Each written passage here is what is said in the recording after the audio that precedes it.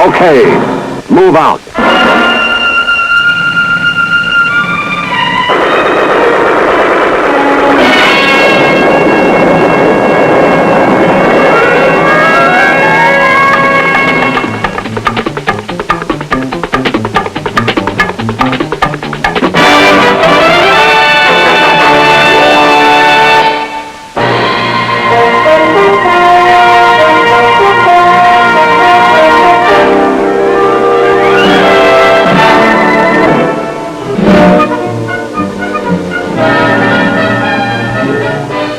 The war in Vietnam has many faces.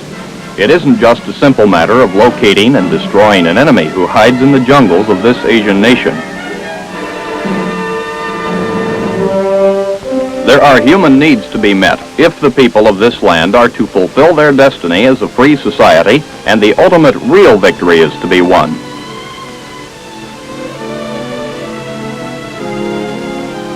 Helping the people of South Vietnam to achieve their goals of enlightenment and a democratic life is one of the major objectives of our Army. I want you to explain to them that we have two kinds of thermometers here. We have the oral thermometer and we have a rectal thermometer. Explain to them, please, that we have oral thermometer and rectal thermometer. Our nation-building programs are causing more and more Vietnamese to turn their backs on the communist-controlled Viet Cong. The enemy devotes increasing effort to prevent our programs from succeeding.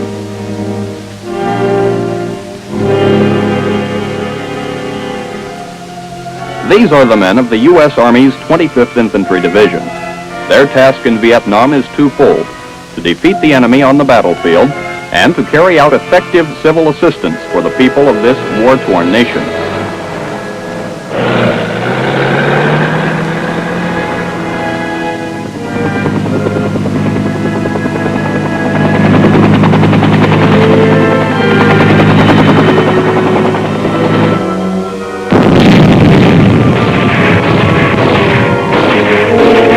From day to day, the men of the 25th, the Tropic Lightning Division, must live up to their honored motto and be ready to strike.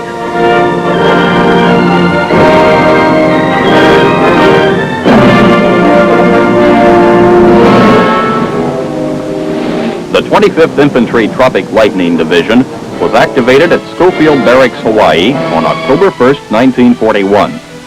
Composed of organizations which had been in Hawaii since 1921, the 25th is known as Hawaii's Own. Training exercises for the division in the Hawaiian Islands area during the early 60s were concentrated on jungle fighting and were reminiscent of the Tropic Lightning's bitter battles on Guadalcanal in 1942 and the historic Philippines campaign of World War II. By 1965, the division was slated for service in Vietnam. Training was intensified for these veterans of the Korean conflict. In December, deployment of the 25th Infantry Division to Southeast Asia began. First to leave Hawaii were the men of the 2nd Brigade, responding to the request of the U.S. Military Assistance Command in Vietnam.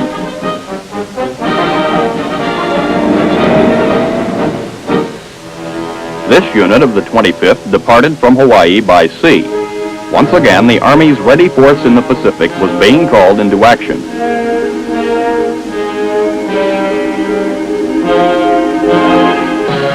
The 6,000-mile voyage ended on January 15th at the port of Vung Tau in South Vietnam. As the men of the 2nd Brigade came ashore, they were greeted by General Westmoreland, the U.S. military commander in Vietnam. It was the beginning of a new year and a new chapter in the annals of the Tropic Lightning Division's colorful history. During the next few days, the 2nd Brigade moved upcountry to the Cu Chi district, some 20 miles northwest of Saigon. Day and night, more than 600 vehicles rolled through the little village of Cu Chi as the convoys headed for the division's campsite on the outskirts.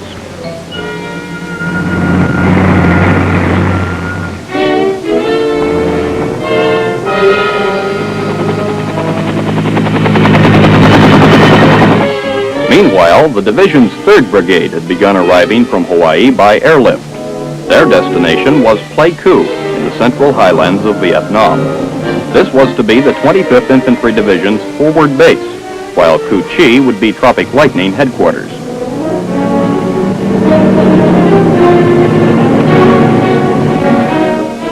Called Operation Blue Light, the airlift of the 4,000-man 3rd Brigade by the U.S. Air Force was completed in record time.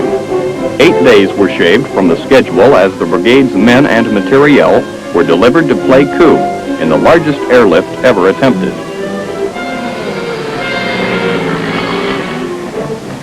A few days later, on the 19th of January 1966, division support elements came ashore at Saigon Harbor and moved up to Cu Chi. 2/3 of the Tropic Lightning Division was at home in Vietnam.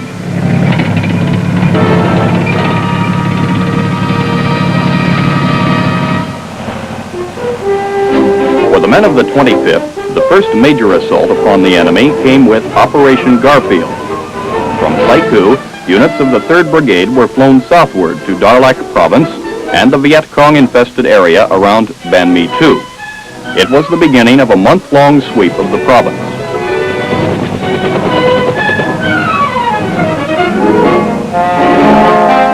The VC were difficult to pin down, and the searchers were plagued by hidden snipers.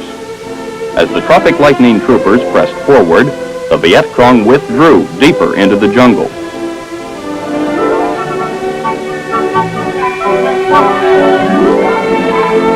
Whole villages recently occupied by the enemy were found to be deserted. Sometimes the dwellings were booby-trapped. All documents left behind by the enemy were carefully studied for military intelligence.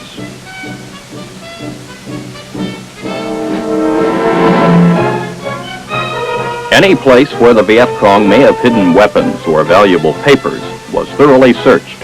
Even the contents of these bags were examined. Time and again during Operation Garfield, the men of the 25th had to re-evaluate their search patterns and objectives. Actual contact with the enemy was confined to small unit actions. However limited, these sudden shootouts in the jungle took their toll of battle casualties. Some of the enemy were taken alive, but many more were killed. Intelligence gathered from the prisoners guided the troopers from Hawaii as their search continued. Many caches of Viet Cong rice were located thanks to information given by the prisoners. The food was later distributed to needy Vietnamese people. Great quantities of enemy medical supplies and surgical equipment were also captured, and the operation concluded as the VC fled.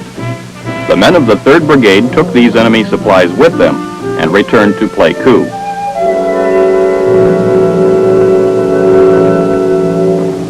Meanwhile, units of the 2nd Brigade were conducting Operation Kahuku in the area around Cu Chi. Supported by armor, these elements of the 25th ran into heavy resistance as they approached the Micheline rubber plantation.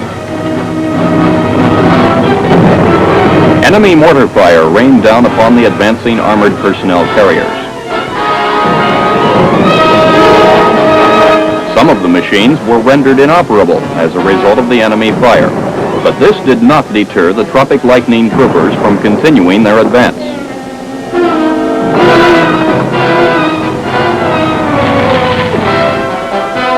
As they penetrated deeper into the plantation, the men of the 25th found the enemy dug in with well-constructed bunkers.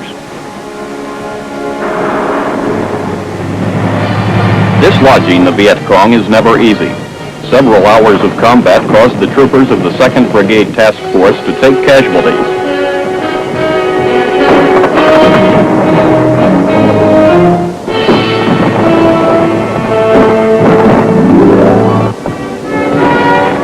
But, in the end, the VC were overcome by superior firepower. And the underground fortifications were overrun by the Americans. Many of the Viet Cong were slain. The remainder fled from the battlefield. This day, the reign of terror for the local people had come to an end. the enemy would not return. On April 29, 1966, almost 3.5 months after the arrival of the rest of the division in Vietnam, the 1st Brigade landed at Vung Tau. The deployment of the Tropic Lightning Division from Hawaii to Vietnam was complete. Within a matter of hours, elements of the 1st Brigade were airlifted to Cu Chi to join the 2nd Brigade.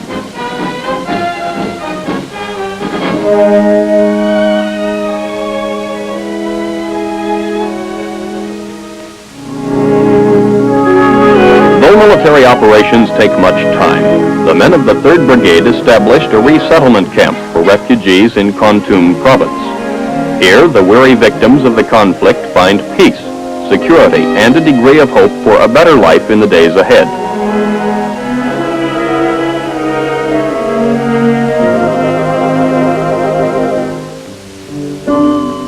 In recognition of the division's humanitarian efforts and its growing program of civil assistance programs, the men of the Tropic Lightning Division were honored at an award ceremony. Brigadier General Glenn D. Walker, then the Assistant Division Commander, and other high-ranking staff officers accepted the award for the 25th.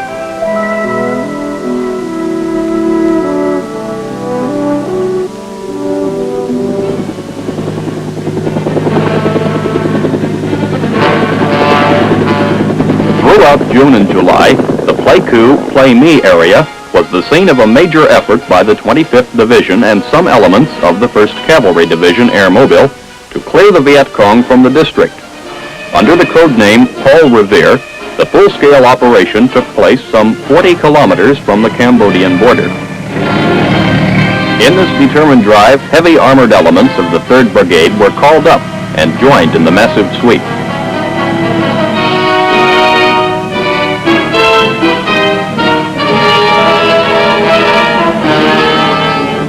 Everything in the book was to be thrown at the VC on this one.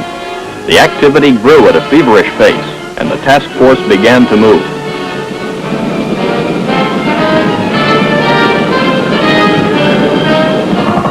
In the forward areas overlooking the Ya Drang Valley, artillery and heavy mortars were flown in. Fire bases were set up, and suspected enemy positions were zeroed in. Now airborne, the assault troops of the brigade were headed into action. Preparatory fire support began.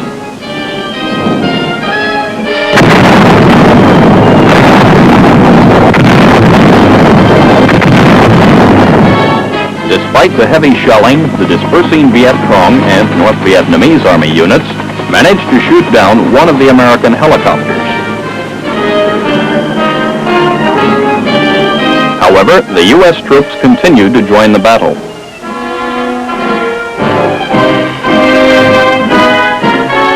Doggedly, they pursued the fleeing enemy into the deepest jungle.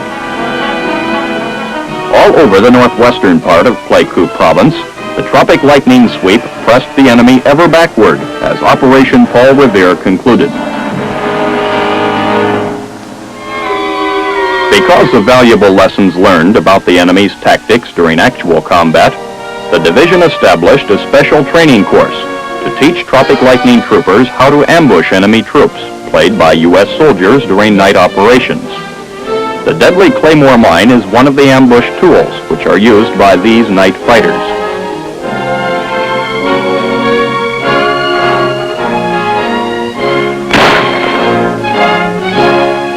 Though the 25th Infantry Division is well trained on the subject of guerrilla warfare, Major General Fred C. Wayland, who was then the commanding general, felt the men would benefit from special instruction on ways to trap the enemy.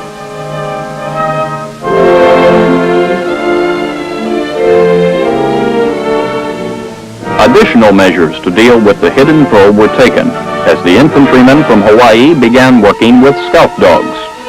Continuous obedience training conditions the animals and assures their instant response to the handler's commands. In the field, the big 125-pound animals are trained to sniff out hidden enemy personnel in the thick undergrowth. When VC are located, the scout dogs indicate their find without making a sound.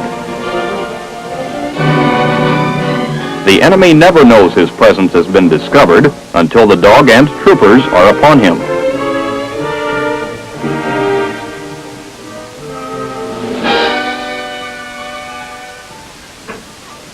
Kính thưa đồng bào, hôm nay có phái đoàn dân sự vụ thuộc sư đoàn 25 bộ binh. While continuing their combat operations, the 25th Infantry Division, along with all other U.S. Army units in Vietnam, began putting more emphasis upon psychological warfare and pacification programs. Residents of a suspected Viet Cong village are called out for a well-planned pacification festival. Meanwhile, the hamlet has been surrounded by both U.S. and South Vietnamese troops.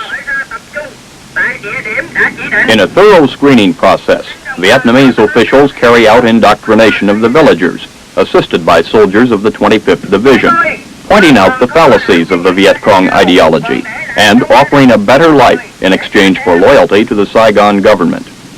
The first stage of the screening is the 25th Division Interrogation Section. Here, villagers are identified and military intelligence gathered. Ask her what her husband does. Chồng chị làm tài xế không? Làm phụ, làm lơ đó hả? Dạ. How old is he? Anh bao nhiêu tuổi rồi chị? Ở trong Khe Xanh mới 17. Tôi xẹp 18. How old? 17. How old is she? No. Tên chị bao nhiêu? Tôi sinh ngày 1944. Thống miền Nam. The Vietnamese Information Service is next to process the people of the village. At this section, they learn of the various assistance programs which the Saigon government is making available to the needy of the nation. The section set up by the psychological warfare teams assists the Vietnamese in distributing literature aimed at politically repatriating the individual with communist leanings. One of the most important aspects of the pacification process is the free medical service given to the villagers. What these physicians and medical aid men do here is long remembered. In the final stage of the screening process, the Helping Hand section determines the most immediate needs of each family and distributes a wide variety of items considered basic for day-to-day living. Pacification festivals like this one are conducted as a joint effort of both the American Military Command and the government of the Republic of Vietnam. Everywhere, the results are encouraging.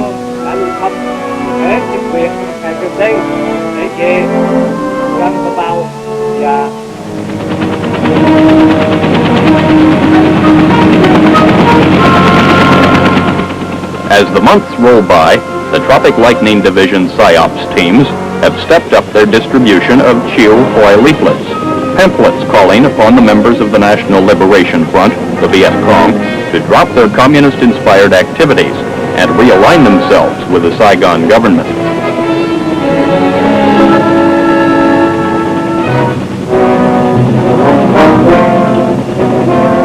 By every means available, the leaflets are disseminated throughout the division's area of responsibility, a major campaign to win over the hearts and minds of the enemy within.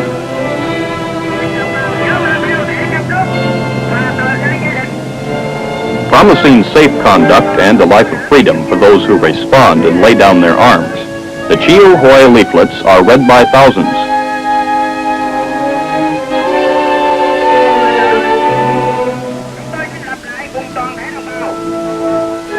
And the campaign works. Previous hardcore Viet Cong are defecting to the Americans by the hundreds. In their eagerness to start the new life, the defectors offer wholehearted cooperation. They lead our troops to the hiding places of their former VC guerrilla comrades. Each location is systematically searched, then destroyed.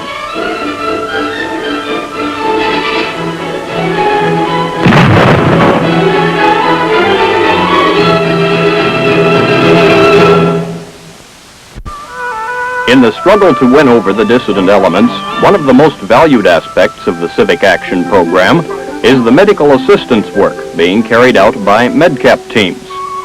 This is the village of Phuoc Hiep, about 7 miles northwest of the 25th Division headquarters at Cu Chi. The members of this MedCap team from the 25th Medical Battalion visit this village once a week to provide free medical service to its inhabitants. Similar visits are made to a great number of other villages in the district, and the MedCap team has an extremely crowded schedule. Despite the pressures under which these men work, each patient is given careful attention.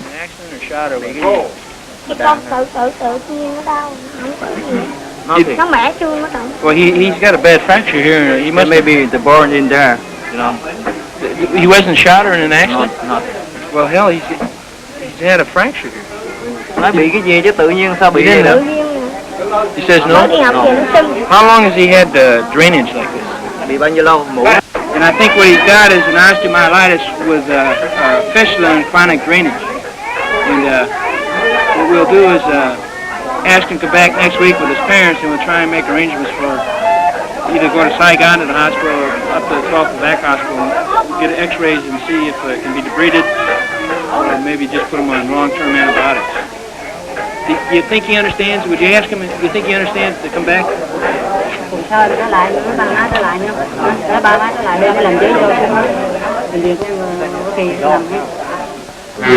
By midsummer 1967, 17 months after the division's arrival at Cu Chi, medical teams from the Tropic Lightning Division had treated more than 189,000 Vietnamese citizens.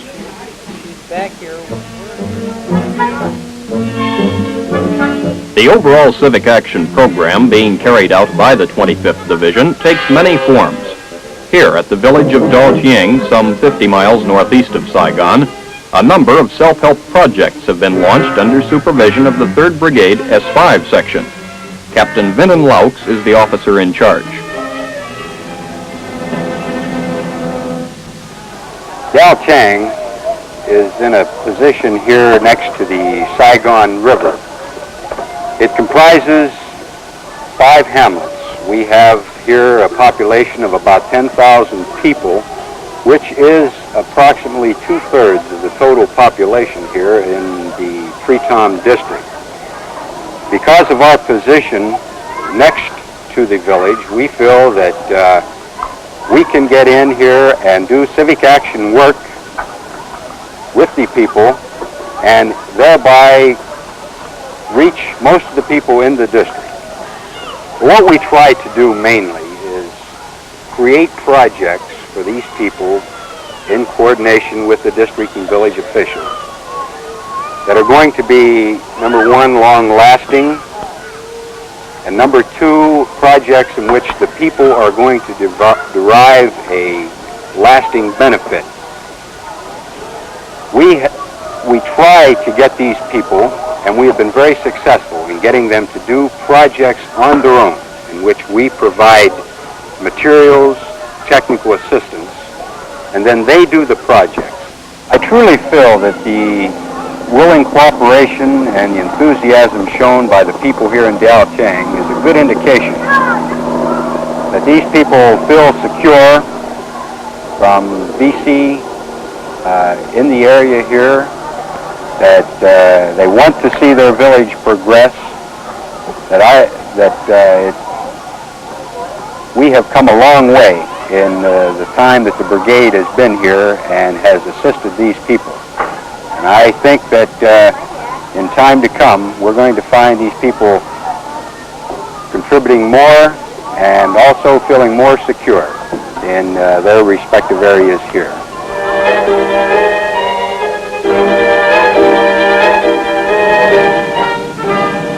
In the final analysis, the United States Army 25th Infantry Division is a combat outfit.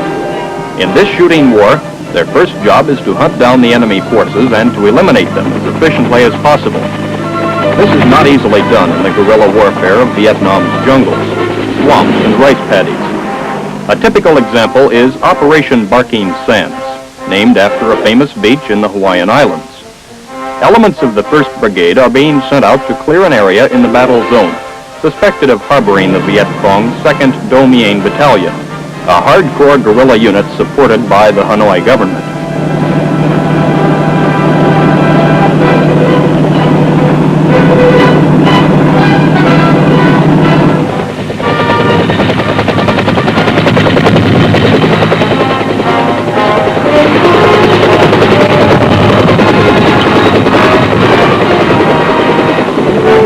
trouble spot is a place with the improbable name of Ap Na Biek, about 10 miles east of the division's Kuchi base. The plan called for the assault force to go in 2 waves, landing about 100 yards apart. At the landing zone, the first wave received fire from the Viet Cong and was immediately pinned down.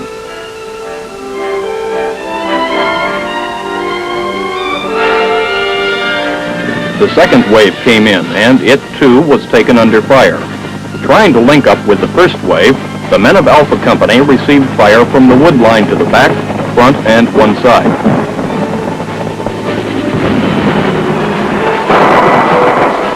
They kept pushing ahead, while the forward observer called in the helicopter gunships for suppressive fire.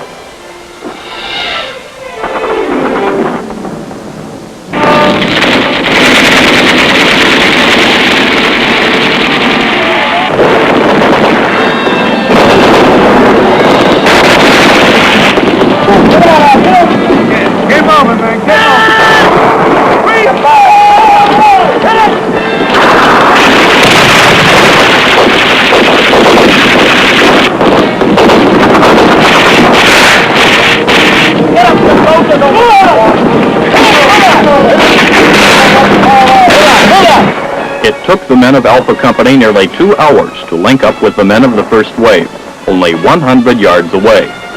Finally, the Air Force Sabre jets were called in.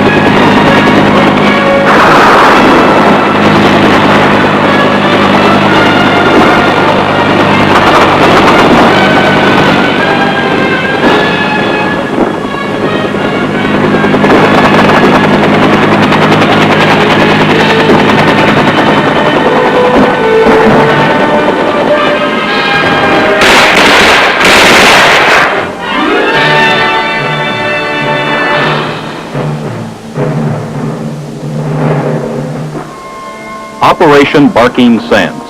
A small portion of the war against the aggressors was completed. The little hamlet of Ap Na Biek was taken. From day to day, this is the way it is in Vietnam.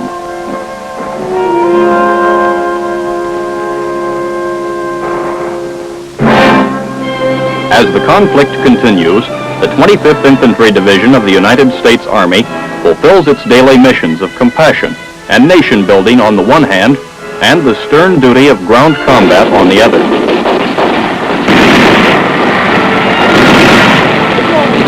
Whatever the demand, the Tropic Lightning Division stands, ready to strike.